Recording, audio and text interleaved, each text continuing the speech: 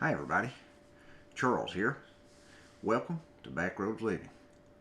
Today we're going to be discussing the top 10 thrifting items or purchases that my wife and I have made over the last couple or so years.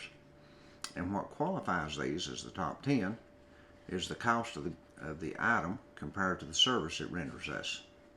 And we've saved the best for the last. And I think if you'll wait until the end of the video, you'll be pleasantly surprised at one of the items we picked up. So hang in there and we'll get right on with this.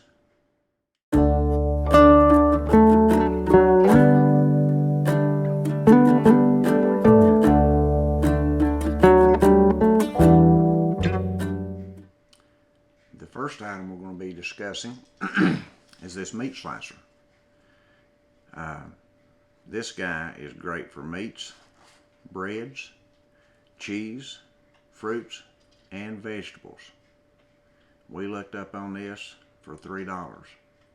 It's stainless steel. It is electric, so if the electric went out, you wouldn't be able to use it. But as long as you've got electricity, something like this for $3 just cannot be beat.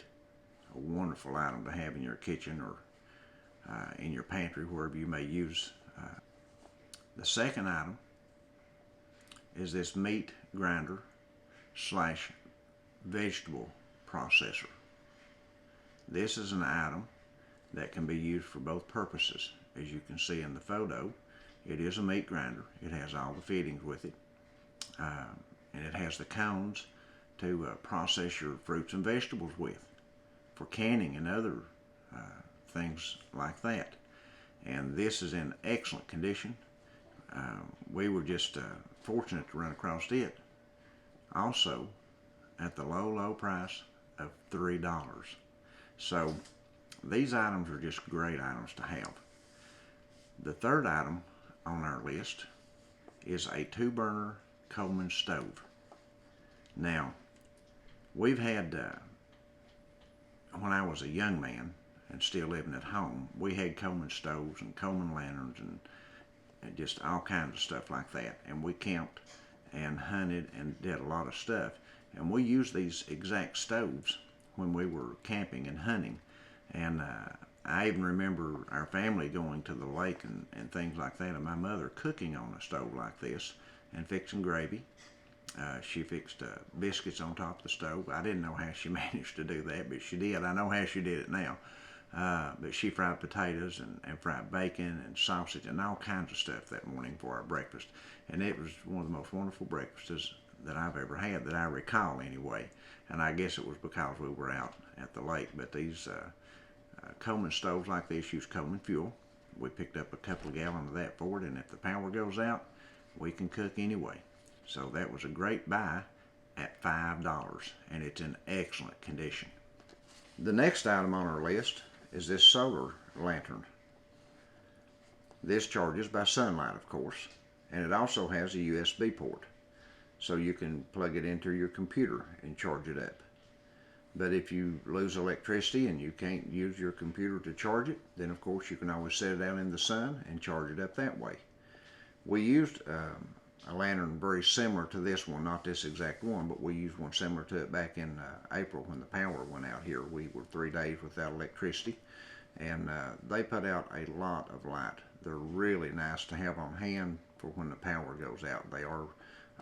They can be battery operated, they're solar operated, battery operated, or like I said, you can charge them with USB cord. There's many different kinds of these made. The next item is canning jars.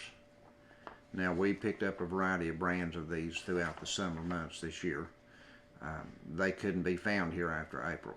We couldn't find them in retail at all. No canning jars, no canning lids or rings, nothing to do with canning could be found. It all sold out so quick that it just disappeared, seemed like almost in a week's time.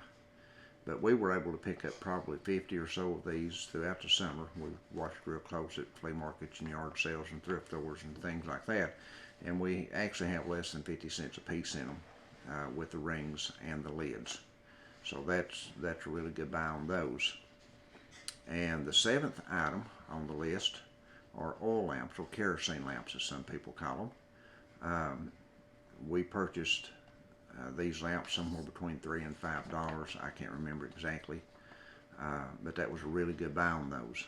And we picked up some new oil for them. We're going to clean them out, empty the oil that's in them, clean them out, and refill them with oil. And they both have really good wicks in them. So that was a really good purchase for that. Again, that's another item. When the power goes out, if you don't have electricity, you can always have light as long as you've got a good kerosene lamp and oil to put in it.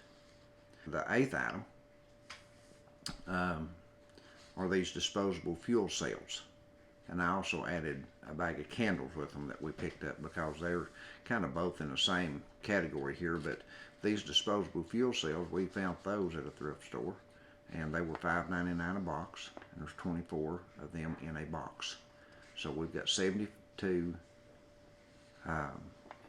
fuel cells, and those will last a minimum of 12 hours, possibly more. I think there's some, I don't know if this is them or not, but some will last up to 17 hours. But at a minimum, we've got 72 days if you had to burn them for 12 hours a day, which is not likely. More than likely to use these, you'd use them maybe at the very most 6 hours a day. And when you figure that up, you've got about 5 months, or we have got about 5 months worth of fuel cells on hand for lighting if we need it. So that's a really good buy there for $6 a box of them. So it's $18 for 5 months worth of lighting. That's pretty inexpensive. And that small bag of candles there, that's a pint-sized bag, I think, or no, it's a quart-sized bag. And I think we have $1 in that. We picked up several of those also. So that's another good buy. Candles are great for fire starters also, not just lighting. So they have multiple uses. The next thing, number 9, is a KitchenAid blender. These make processing food so much easier, but we rarely use them. We just have never used one much, but they can't be beat if you need them. And we found this one for $5, so we just couldn't pass it up for the money spent. It's a great tool for the kitchen. And lastly, but certainly not least, number 10 on our list is this All-American canner, model 925. Now this is the 25 quart, if I recall, and it holds 7 quarts, 7 standard quart jars, and 16 to 19 pint jars, depending on the mouth size. If it's a small mouth pint jar, it'll hold 19. If it's large mouth, it'll hold 16. So you can can up to a total of 26 jars in this canner. And now that's doing some canning. That saves time, cuts down on time. These things are just amazing to have. And they sold out. I went to the website to find out about them a little bit, and every canner that they have, that they manufacture, has been sold out all summer long. So, that being said, we got a really excellent buy on this canner. Our cost on this one was nothing. It was give to us at the end of the canning season. So you just can't beat that. All I can say is the Lord certainly is good to us. We are so thankful and so grateful for His blessings. Thank you for spending some time with us today. You've chosen to come here and watch our video, and we are so grateful for it. You could have been doing anything that you wanted to do, but you chose to do this. Thank you from the bottom of our hearts. God bless you all.